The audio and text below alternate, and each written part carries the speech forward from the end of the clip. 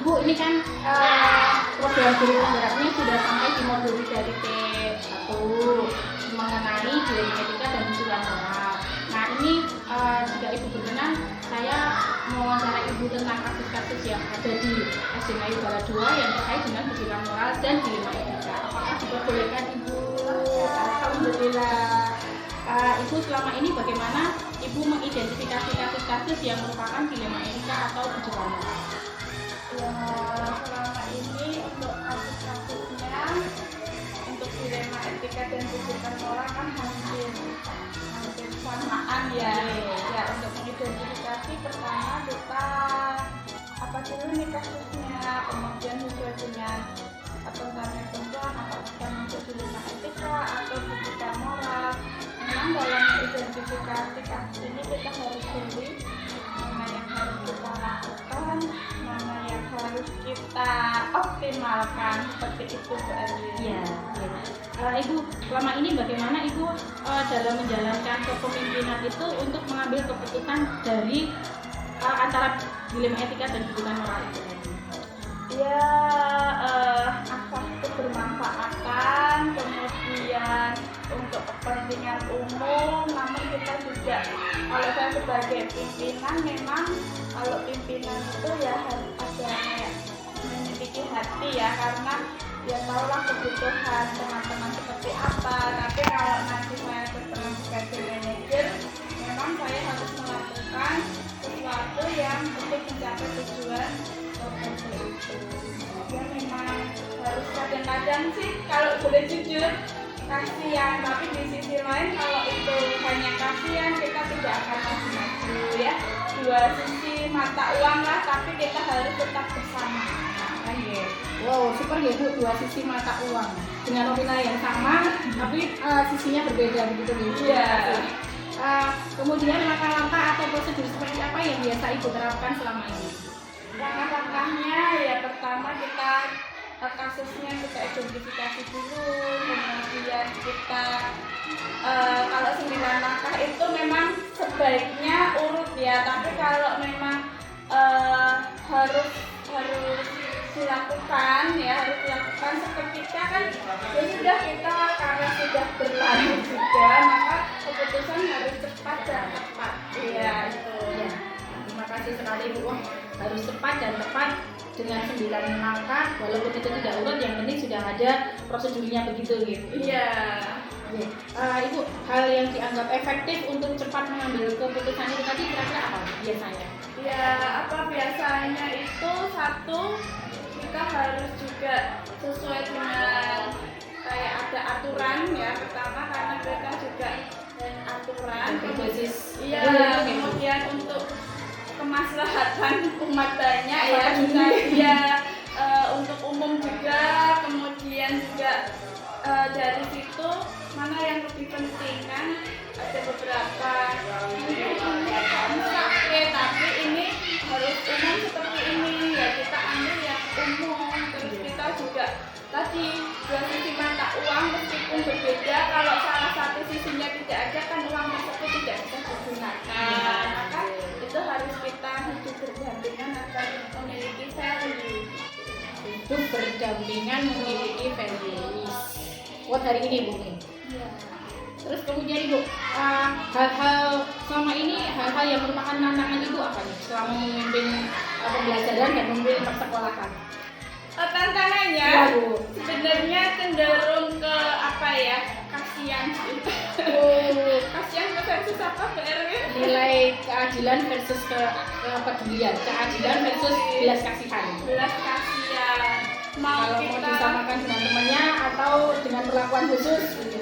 Ya itu sih kasihan sih, sebenarnya kasihan, memberi tugas guru pun juga sebenarnya kasihan, tapi gimana lagi kalau seperti itu sudah tidak akan maju sekolah kita. Kalau kasihan juga kepedulian, kita harus juga apa ya, membuka mata hati, kemudian juga zaman sekarang seperti ini loh, kayak membuka mindset meskipun ya butuh perjuangan untuk bisa open mindset sama guru, karena ya itulah mungkin zonanya muda ya.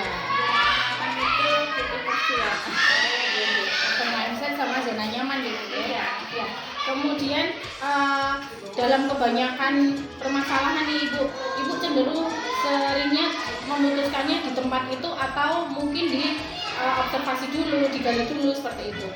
Tergantung kasusnya. Kalau kasusnya harus saat itu juga, ya harus saat itu juga. Tapi kalau kasusnya kita butuh suara-suara hati semuanya ya, Masih ada waktu tentunya ya Bu ya. masih ada waktu. Kan kita juga kalau pemimpin itu kadang harus pikiran sendiri, tapi kadang juga kita harus menggali kebutuhannya, karena kalau pemikiran banyak orang itu akan lebih baik, diharapkannya seperti itu. Nanti kita putuskan yang terbaik dari hal-hal yang lain. sesuai kebutuhan, kemudian keputusan terbaik dari yang baik. Kemudian Ibu ada tidak seseorang ataupun bukan seseorang tetapi hal-hal atau faktor-faktor yang membuat Ibu cepat dalam mengambil keputusan atau tepat dalam mengambil keputusan? Ya, gambling juga jujur itu ya. Yang pertama kita harus memiliki iman yang kuat. Karena semua pekerjaan kalau kita niatkan ibadah, kita percaya sama Allah, insya Allah kita akan dipilih. Pertama itu. Yang kedua memang kita butuh pengetahuan, jadi belajar ke berbagai hal. Mungkin dari ceritanya Bu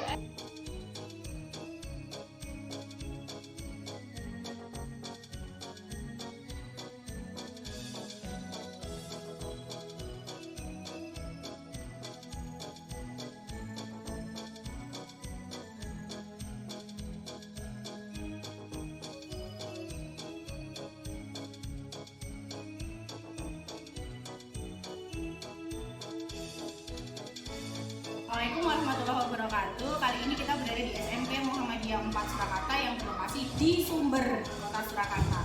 Pagi ini kita akan melakukan wawancara dengan Bapak Kepala Sekolah, Bapak Mahmudi Waluyo SPD, mengenai tentang pengambilan keputusan yang sudah ada dan berkembang di SMP Muhammadiyah 4 Surakarta. Mari kita ikuti. Ya, Assalamualaikum Bapak Mahmudi. Sehat Pak Mahmudi. Semoga sehat jasmaninya, sehat rohaninya, sehat dompetnya. Terima kasih. Pak Mahmudi mau tanya nih, pernah nggak sih Bapak menemukan dan menyelesaikan kasus yang berkaitan dengan dilema etika terhadap warga sekolah di SMP Muhammadiyah 4 Surakarta? Ya, jelas masalah dilema itu mesti ada. Di antaranya itu pernah terjadi petugas bos yang mau tidak mau harus mengikuti kegiatan bos, rapat bos, yang bisa dikatakan ya semacam workshop begitu. Tapi pada saat itu juga kebetulan pagi harinya anaknya sakit, minta izin kepada saya untuk tidak mengikuti bos. Padahal terus rapat bos itu harus diikuti karena kalau tidak nanti tidak paham untuk menyelesaikan masalah yang ada di sekolah kami. Nah kemudian ya memang sebagai kepala sekolah sudah dilema juga. Satu di sisi perasaan dan hati saya itu kan mau anaknya sakit mau coba izin. Di sisi lain tugas itu harus terselesaikan, harus dilaksanakan dengan baik-baiknya. Maka di sekolah kami itu memang kami punya, kalau orang Jawa mengatakan banjar. Setiap posisi yang ada di sekolah, hal-hal yang penting itu pasti kami punya cadangan. Ya, jadi misalnya yang mengelola bos itu pasti kami beri pakai. Oh, ada tim ya Pak ya? Timnya. Sehingga saat yang pengelolanya tidak bisa, maka kami menugaskan yang lain. Ya kemarin memang ya mendadak pagi itu juga harus membuat surat tugas baru. Itu hal yang tidak sulit karena tinggal file yang kemarin kemudian diganti dengan tugas yang baru. Semuanya terselesai untuk rapat bos bisa dilaksanakan dengan baik oleh penggantinya. Kemudian yang kedua, petugas bosnya juga bisa ngopeni anaknya yang sedang sakit. Karena tidak mungkin anak sakit kemudian kita melarang untuk izin. Iya, karena kan juga ada rasa kepedulian dari Bapak Kepala Sekolah terhadap itu ya Pak, terhadap gurunya ya. Jadi tapi di situ ada mungkin sih Pak nilai-nilai yang bertentangan begitu, maksudnya kan kalau sebenarnya yang mengetahui tentang seluk-beluk bos kan ya pengelolanya itu, tapi mungkin sudah ada dalam tim itu sudah ada sejenis keabsahan. Jadi memang data ini sudah benar, sudah valid, sudah sah diketahui oleh tim itu begitu. setiap apa yang ada di poin tertentu, contohnya bos tadi, itu timnya pasti tahu. Jadi yang tahu itu satu pasti kepala sekolah, yang kedua pengelolanya, kemudian yang ketiga tim. Jadi ketiga unsur ini semuanya tahu. Sehingga dalam keadaan darurat bagaimanapun itu insya Allah masalah tetap terselesaikan. Tidak ada masalah. Baiklah, jadi Bapak untuk apakah juga seperti itu nanti berlaku untuk yang lainnya juga Pak? Maksudnya begini, dalam satu waktu ini kan karena putranya sakit begitu ya. Iya. Tapi kalau nanti lain waktu dengan lain posisi bukan bendara bos begitu misalnya dengan guru yang lain, terus kemudian hari itu juga ada kegiatan yang memang harus dilaksanakan, tapi kemudian nanti ada alasan lagi yang masuk, apakah juga perlakuannya akan sama? Di sekolah kami memang kami kembangkan bentuk tim. Jadi di yang mengelola ARKAS juga ada tim sendiri, di kesiswaan ada tim sendiri, kurikulum ada tim sendiri. Jadi di bendahara itu juga ada tim sendiri. Jadi insya Allah kalau ya asal saja jangan sampai izin bersama-sama. Ya. Kalau terjadi izin bersama-sama dengan timnya, ya mau tidak mau kepala sekolahnya yang berangkat gitu. Tapi insya Allah tidak akan terjadi izin bersama-sama dalam keadaan darurat semua, itu nggak mungkin. Jadi itu sudah kami antisipasi karena ya sering terjadi hal seperti itu. Maka kami antisipasi dengan model tim. Dan dalam tim itu masing-masing paham betul dengan apa yang dikerjakan dalam tim. Ya, tupoksinya apa ya Pak? Izin sama globalitas dari kegiatan-kegiatannya apa saja begitu ya. Bapak, seandainya ini melalui uji begitu ya, kan ada uji legalitas mengenai hukum, kan tidak ada hubungannya dengan hukum. Uji publikasi mungkin diviralkan di media massa sudah aman ya, insya Allah nggak ada masalah. Kira-kira pengambilan keputusan seperti ini juga mungkin nanti bisa dikembangkan sebagai panutan ya Pak untuk guru-guru yang lainnya. Kalau menurut saya sebagai kepala sekolah, saya itu kan juga tidak mesti harus istilahnya saklek gitu. Tidak harus saklek. Apalagi dalam keadaan anak sakit, kan nggak mungkin anak sakit kemudian kita memaksakan untuk menunaikan tugas sementara bisa digantikan oleh yang lain. Jadi itu pentingnya adanya tim. Jadi siapapun yang menggantikan itu insya Allah memahami apa yang dikerjakan di tim ini. Tidak ada yang itu Pak, tidak ada yang protes ya untuk keputusan yang Bapak ambil ya. Setiap kebijakan pasti kami sosialisasikan kepada warga sekolah sehingga tidak akan terjadi meri, tidak akan terjadi protes, tidak akan terjadi pro dan kontra karena memang sudah kami sosialisasikan. Jadi hal-hal yang diizinkan secara darurat dan tidak itu ada. Jadi kalau alasannya hanya cuma misalnya izin untuk pajak ya nggak bisa karena kan pajak bisa hari yang lain. Yang dimaksudkan seperti itu ya Pak. Kemudian mungkin hanya perpanjangan SIM bisa hari yang lain. Sementara kalau anak sakit, mungkin suami meninggal, kan itu darurat. Tidak mungkin kita bantah untuk tidak boleh kan gitu. Ya, pertanyaan terakhir Bapak, selama Bapak memimpin SMP Muhammadiyah 4 Surakarta ini, kira-kira dalam mengambil sebuah keputusan atau kebijakan yang itu untuk kemaslahatan umat gitu apa Pak? Untuk kami calon guru penggerak ini bisa ketika nanti diproyeksikan untuk menjadi pemimpin pembelajaran supaya ikut-ikut Bapak dalam membuat kebijakan atau keputusan. Ya yang paling penting itu kepala sekolah itu bagaimana bisa mensejahterakan guru dan karyawan. Sejahtera itu tidak mesti dalam nominal uang, Iya Bapak. tapi ya sesuatu yang bisa membuat mereka itu bahagia. Ya. Kalau di kami ada namanya well-being Bapak, itu namanya kesejahteraan psikologis. Jadi apapun yang dikerjakan, sekecil apapun pasti kami beri. Ya istilahnya ribet, paketan hanya jempol di WA. Siap. Nah, Oke. atau mungkin dengan kata-kata Apresiasi, ya, betul ya, Pak? apresiasi, selamat, apresiasi, terima kasih dan sebagainya. Kalau uang memang keuangan kami kan sekolah kecil, keuangannya tidak seberapa. Tapi ya sekali lagi ribet itu tidak mesti dalam bentuk uang. Kesejahteraan juga tidak mesti dalam bentuk uang. Memberikan izin kepada guru yang membutuhkan itu juga merupakan kesejahteraan yang diberikan kepada guru dan Oke. Izin itu sudah termasuk kesejahteraan. Buat hari ini Bapak itu. Kalau ada reward pastinya juga ada punishment dong Bapak. jelas. Nah, Ya. malah nggak jadi pertanyaan terakhir nih. Nah, sejauh mana Bapak memberikan punishment kepada warga sekolah? Ya. salah satu contoh punishment yang kami berikan pada warga sekolah. Dalam 1 minggu itu aturan sekolah itu terlambat datang jam 7 itu hanya boleh 1 kali. Oh iya. Kalau datang lebih dari 1 kali maka dia kena punishment. Punishmentnya apa? Yang mestinya 1 minggu saya beri libur 1 hari, maka liburnya hapus bulan. Selama dalam kurun waktu Minggu berikutnya. minggu berikutnya. 1 minggu ini Wah, terlambat keren, lebih dari 1 hari, maka minggu berikutnya liburnya 1 hari bisa. Dan itu udah jadi kesepakatan ya Pak. Maksudnya tidak, itu konsekuensi kalau kamu terlambat berarti besok kamu tidak punya libur. Oh, siap-siap. Oke, terima kasih sekali Bapak atas ilmunya pagi ini, atas interviewnya. Semoga bermanfaat untuk saya. Pak Mahmudi sehat selalu. Terima kasih. Assalamualaikum Pak Mahmudi. Waalaikumsalam.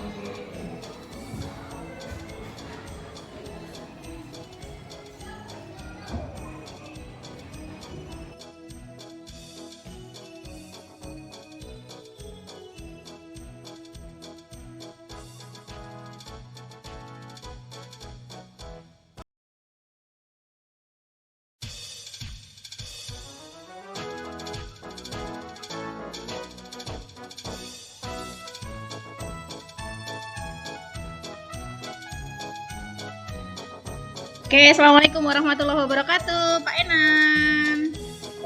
Assalamualaikum warahmatullahi wabarakatuh. Sehat Bu Pak Enan? Erwin. Alhamdulillah sehat. Gimana menjenengan sehat juga? Semoga sehat jasmaninya, sehat rohaninya, dan sehat dompetnya. Amin. Amin. Karepnya ya yang kayak gitu-gitu. Iya, karena yang kayak gini ya. Pak Enan, boleh mohon Iya. waktunya nih kisaran 5-7 menit untuk berbagi dan saya menimba ilmu dari Pak Enan nih. Nah, Boleh. ya, saya kan ikut program guru penggerak angkatan 8 Pak Enan. Nah, salah satu tugasnya adalah berburu ilmu kepada Bapak atau Ibu kepala sekolah di lingkungan sekitar. Nah, kemarin saya udah minta 2 kepala yang di sini, saya mau keluar daerah. Terus ketika teringat Pak Enan begitu. Luar biasa. Karena sama Mbak Umi itu terus kan, jadinya terus keinget sama Pak Enan gitu.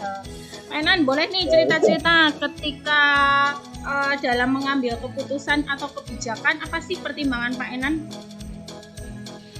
selama ini? Iya, banyak faktor pertimbangan yang ketika kita akan mengambil keputusan ya. Iya. Salah satunya adalah yang pertama faktor kemaslahatan tentu. Gitu, kemaslahatan. Kemudian yang kedua ya resiko minimal. Kemudian yang ketiga kalau bisa ya tidak terlalu memakan banyak anggaran. Kemudian ya pokoknya yang kira-kira bisa lancar semuanya kayak gitu aja. Oke, siap. Terima kasih Pak Enan. Pertanyaan berikutnya nih, pernah nggak sih Pak Enan menemukan kasus di mana itu seperti kayak bertentangan dengan hati nuraninya Bapak begitu? Misalnya Ya. Yang bertentangan dengan hati nuraninya Bapak. yang contohnya misalnya yang kayak apa? Apa ya? Misalnya kayak ada dana bos kinerja misalnya, dana bos kinerja masuk ke rekening sekolah 20 juta, terus kemudian harusnya digunakan untuk pos-pos yang sudah ditentukan, tapi teman-teman ada yang menghendaki untuk tidak usah dibuat itu, buat makan-makan aja, nanti kwitansinya palsu, seperti itu. Pernah nggak sih Pak?